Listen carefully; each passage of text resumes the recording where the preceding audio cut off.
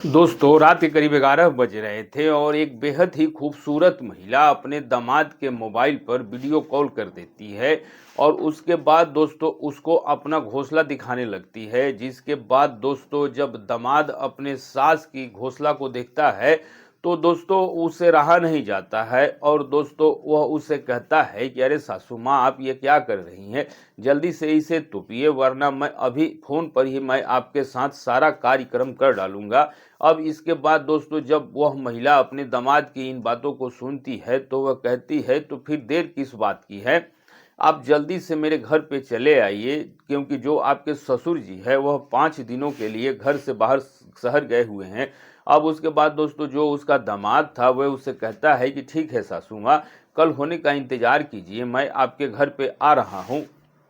अब दोस्तों उसके बाद वे फ़ोन काट देता है और चुपचाप सो जाता है। लेकिन दोस्तों जब सुबह होता है तब वह अपना अच्छे तरीके से तैयार होकर के एकदम झाड़ झूड़ करके सीधे अपने ससुराल सास से मिलने के लिए चला जाता है। और दोस्तों जब जाता है तो उसकी सास उसको देख करके बहुत खुश हो जाती है, फिर उसकी वह खातिरदारी करती है। और जब रात हो जाता है तो दोस्तों जो दामाद था वह अपने सास के कमरे में चला जाता है। और दोस्तों जब अपने सास के कमरे में जाता है तो दोनों मिलकर कुछ ऐसा काम करते हैं कि जिसके बारे में आप लोग कल्पना नहीं कर सकते हैं कि आखिरकार एक सास और दामाद मिलकर ऐसा काम कैसे कर सकते हैं। तो दोस्तों यदि आप लोग इस कहानी के घटनाक्रम के बारे में पूरी तरह से विस्तार से जानना चाहते हैं तो वीडियो के अंत तक बने रहिएगा, और क्योंकि दोस्तों आज की कहानी बहुत ही रोचक होने वाली है। और दोस्तों इस कहानी से आप लोगों को बहुत कुछ सीखने और समझने को भी मिलने वाला है। तो दोस्तों कहानी में आगे बढ़ने से पहले मैं आप लोगों से हमेशा की तरह एक छोटा सा रिक्वेस्ट करना चाहता हूं कि दोस्तों वीडियो को लाइक और चैनल को सब्सक्राइब जरूर कर दीजिएगा। और दोस्तों आप बेल आइकन दबाना बिल्कुल मत भूलिएगा, क्योंकि दोस्तों आपको बेल दबाने के बाद जो हमारा वीडियो होगा वो सबसे पहले आप तक पहुंचेगी। तो चलिए दोस्तों अब घटना की शुरुआत करते हैं। और दोस्तों यह कहानी उत्तर प्रदेश के एक छोटे से गांव की सच्ची घटना है। एक मालती नाम की बेहद ही खूबसूरत और नौजवान महिला थी। उसकी उम्र दोस्तों करीबन 40-45 साल के करीब था और जो उसका पति था वे गांव पर ही खेती बाड़ी करने का काम किया करता था और कभी कभार अपने खेत का खाद बीज लाने के लिए शहर जाया करता था। और जब भी शहर जाता था तो 5-7 दिन के बाद ही घर पे आता था। और जो यह मालती थी यह अपने इकलौते बेटी के साथ घर पे रहती थी। दोस्तों जो उसकी बेटी थी उसका नाम निशा था। निशा भी बेहद खूबसूरत थी और शादी करने के योग हो चुकी थी और अपनी पढ़ाई लिखाई पूरी करके अपनी माँ मालती के साथ घर के ही काम काज में उसी का हाथ बटाया करती थी। और दोस्तों जो उसकी माँ मालती थी उसको अब अपनी बेटी निशा की शादी को लेकर के चिंता सताने लगा था,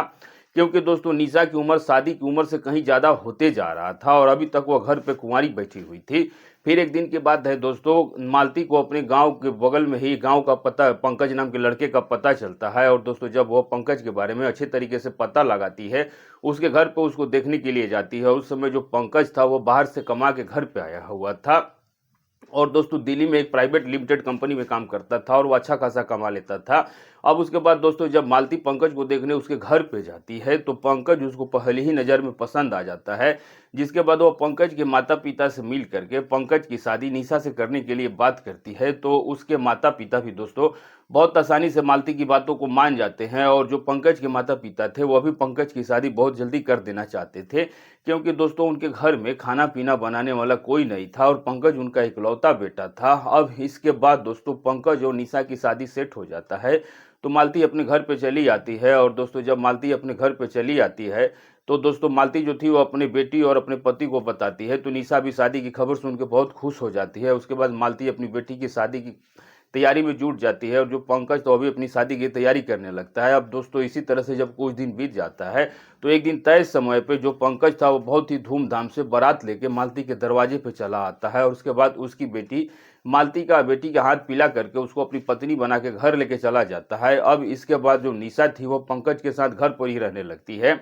और जिस दिन वो विदाई करके ले जाता है उसके दूसरे ही दिन जो मालती थी उसी समय तुरंत ही अपने बेटी के मोबाइल फोन पे कॉल लगा देती है और निशा से पहली रात वाली बात पूछने लगती है। अब इसके बाद दोस्तों निशा जो थी वह अपनी माँ की बातों को सुन के काफ़ी ज़्यादा शर्मा जाती है और कहती है कि अरे माँ, तुम कैसी माँ हो जो अपनी बेटी से पहली रात की बात पूछ रही हो, और यदि अगर तुमको पूछना ही है तो मुझसे क्या पूछ रही हो, अपने दामाद से पूछ लो। अब जो पंकज था उस समय निशा के पास ही बैठा हुआ था। उसके बाद दोस्तों वह मोबाइल फ़ोन पंकज को दे देती है, तो पंकज जो था वो अपनी सास मालती से बातें करने लगता है। उसे उसको सास करके बहुत अच्छा लगता है और दोनों काफ़ी देर तक आपस में बात करते हैं, क्योंकि दोस्तों जो मालती थी वो बहुत रंगीन मिजाज की महिला थी और जो उसका पति था उसकी ज़रूरतों को ढंग से पूरा नहीं कर पाता था। और अब ये काफ़ी खूबसूरत और नौजवान महिला थी, जिसके कारण दोस्तों उसकी भी अपनी कुछ ज़रूरत थी जो उसके पति से पूरा नहीं हो पाता था। तो अब वह शादी के बाद अपने दामाद पर ही डोरा डालना शुरू कर देती है और प्रतिदिन दोस्तों वह रात के समय में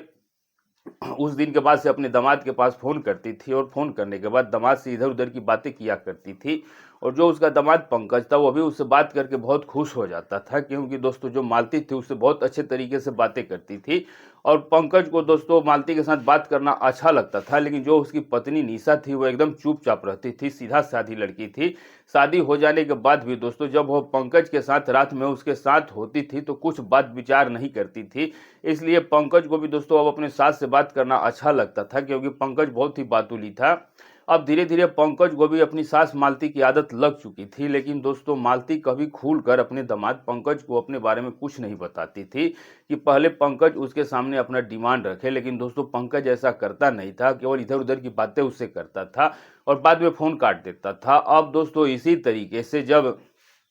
निशा को पंकज के साथ रहते हुए 3 महीने का समय बीत जाता है, तो एक दिन मालती रात को 11 बजे पंकज के पास फ़ोन करती है और फ़ोन करने के बाद वो पंकज से कहती है कि पंकज, आज मेरा मन अंदर से काफ़ी ज़्यादा व्याकुल है। तो पंकज दोस्तों मालती की इन बातों को सुन के काफ़ी हैरान परेशान हो जाता है और उससे कहता है कि अरे सासू माँ, इसमें आपकी मैं क्या मदद कर सकता हूँ। अब इसके बाद दोस्तों जो मालती थी वो पंकज से कहती है कि तुम तो रोज़ इसी तरीके से मुँह से मीठी-मीठी बातें करते हो, कभी खुलकर अपना डिमांड मेरे सामने नहीं रखते हो। मैं सब कुछ जानती हूँ कि तुम्हारा भी दिल अब मेरे साथ लग चुका है। अब इसके बाद दोस्तों जो पंकज था वो मालती से कहता है कि नहीं सासू माँ, ऐसी कोई भी बात नहीं है, केवल मैं आपसे बातें ही करता हूँ और बाकी सब काम के लिए आपकी बेटी तो है ही, मैं उसके साथ अपनी सारी आवश्यकताओं को पूरा कर लेता हूँ। वो बहुत ही अच्छी लड़की है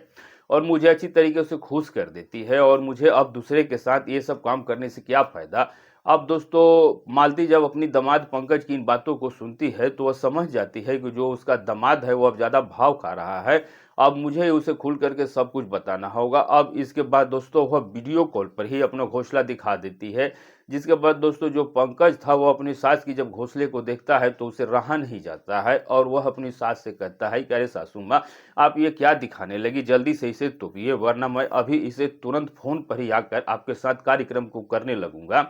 क्योंकि दोस्तों जो मालती का घोंसला था वो बहुत ही खूबसूरत और साफ सुथरा था। अब इसके बाद मालती जो थी वो पंकज से कहती है कि अरे पंकज, तुमने कभी ऐसा घोंसला देखा नहीं होगा और जो मेरी बेटी निशा है उसकी घोंसला तो एकदम रद्दी हो चुका है। इसलिए यदि अगर तुमको मेरे घोंसला की सेवा करनी है तो कल सुबह मेरे घर पे चले आओ। अब इसके बाद दोस्तों जो पंकज था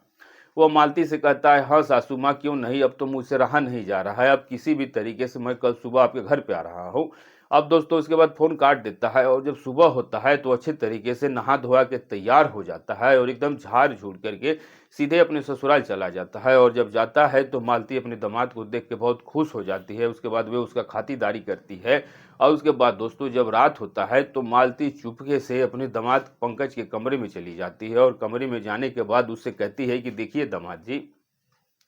आज जो आपके ससुर जी है वह घर पे नहीं है, खाद और बीज लाने के लिए शहर गए हुए हैं और 5-6 दिन के बाद ही घर पे आएंगे। इसलिए हम लोगों को यह मौका हाथ से जाने नहीं देना चाहिए और आज रात हम दोनों को मिलकर अपनी सारी आवश्यकताओं को पूरा कर लेना चाहिए, क्योंकि हो सकता है कि यह मौका दोबारा मिले या ना मिले। फिर उसके बाद दोस्तों जो पंकज था वह मालती से कहता है कि अरे सासू माँ, आपको इतना ज़्यादा टेंशन क्यों हो रहा है, मैं हूँ ना, जो कुछ भी होगा मैं देख लूँगा। लेकिन दो जब से मैं आपके घोंसले को देखा हूँ तब से मुझे आपकी घोंसला की सेवा करने का मन कर रहा है। अब उसके बाद दोस्तों जो मालती थी वो पंकज से कहती है, तो फिर देरी किस बात की है,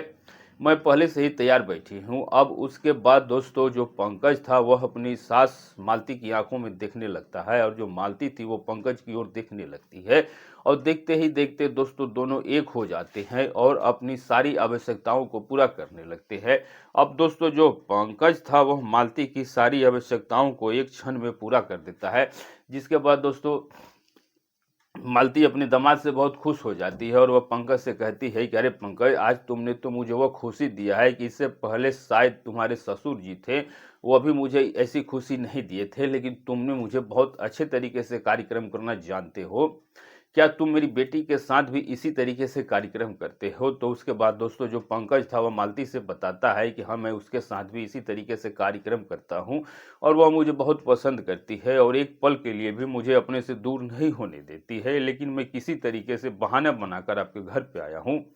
अब इसके बाद दोस्तों जो पंकज और मालती थी, इन दोनों को 5 दिन का समय मिल जाता है और इतने दिनों में दोस्तों वह दोनों मिल करके आपस में अपनी पूरी आवश्यकता को पूरा कर लेते हैं और रोज रात को जब भी वह अपना दोनों खाना-पीना खा लेते थे, तो एक ही कमरे में सो जाते थे। और उसके बाद दोस्तों जो मालती थी, वह अपने दामाद के साथ हो जाती थी और जो पंकज था, वह मालती के साथ पूरा समय बिताता था और दोस्तों मालती के साथ ऐसा समय बिताता था कि जो मालती थी, वो पूरी तरीके से खुश हो जाती थी और कहती थी कि अब रहने दिया जाए। लेकिन पंकज मानता नहीं था, क्योंकि दोस्तों जो मालती का घोंसला था वो उसकी बेटी निशा के घोंसले से एकदम साफ सुथरा था, जिस घोंसले की सेवा करने में पंकज को अच्छा लगता था। अब इसी तरीके से दोस्तों 5 दिन का समय खत्म हो जाता है और उस रात जब मालती अपने दामाद पंकज के साथ अपनी आवश्यकताओं को पूरा कर रही होती है, तब तक अचानक से उसका पति घर पे चला आता है और जब आता है तो उसको अपने दामाद के साथ ही कार्यक्रम करते हुए देख लेता है, जिसके बाद दोस्तों वह मालती पे काफ़ी ज़्यादा गुस्सा हो जाता है और जो पंकज है वो भी काफ़ी डर जाता है और वो अपने ससुर के पैर पे गिर के माफ़ी माँगता है और अपने ससुर से कहता है कि अरे ससुर जी, इसमें मेरी कोई भी गलती नहीं है, क्योंकि जो मालती है वह प्रतिदिन रात के समय पे मेरे मोबाइल फ़ोन पे कॉल किया करती थी और मुझे अपना घोंसला दिखाती थी, जिसके बाद मुझसे रहा नहीं गया, तो एक दिन आपके शहर जाने के बाद मौका देख करके आपके घर पे चला आया और उस दिन से मालती मेरे साथ अपनी आवश्यकताओं को पूरा कर रही है। अब इसके बाद दोस्तों जो मालती थी वो भी अपने पति से कहने लगती है कि पति देव, इसमें मेरा भी कोई गलती नहीं है। यदि आप मेरी आवश्यकताओं को ध्यान में रखते और मेरी सारी ज़रूरतों को पूरा करते, तो शायद मुझे आज अपने दामाद के साथ आवश्यकताओं को पूरा नहीं करनी पड़ती। अब इसके बाद दोस्तों जो पंकज का ससुर था, इन दोनों की जब इन बातों को सुनता है, तो अपने मन में विचार करने लगता है कि चलो घर की बात है और यदि घर में ही रहेगा तो अच्छा होगा, वरना अगर यह बात घर से बाहर चली जाएगी तो हमारा काफ़ी ज़्यादा बदनामी हो जाएगा। अब यही बातों को सोच करके वह उन दोनों को माफ़ कर देता है और मालती को अपना लेता है और उसके साथ ही रहने लगता है। फिर दोस्तों दूसरे दिन जब सुबह होता है तो जो पंकज था, वो भी दोस्तों अपना बोरिया बिस्तरा समेट करके अपनी पत्नी निशा के पास घर चला आता है। लेकिन दोस्तों जो मालती थी, वे अपने दामाद पंकज की यादों में खोई रहती है। तो दोस्तों इसीलिए कहा जाता है कि कोई भी काम सोच समझ के करना चाहिए, बेवजह कोई भी काम नहीं कर देना चाहिए, जिससे कि परिवार बिखर जाए या फिर आगे चल के पछतावा हो, बदनामी झेलना पड़े। तो दोस्तों आज की जो कहानी थी बस यहीं तक थी। वीडियो अच्छी लगी तो चैनल को सब्सक्राइब, वीडियो को लाइक ज़रूर कीजिएगा। और दोस्तों इस कहानी का सुनाने का मेरा मकसद किसी को दुःख दुखाना, आहत करना या परेशान करना नहीं था, सिर्फ आपको जागरूक और सचेत करना था। तो मिलेंगे दोस्तों ऐसे ही किसी नए वीडियो के साथ, तब तक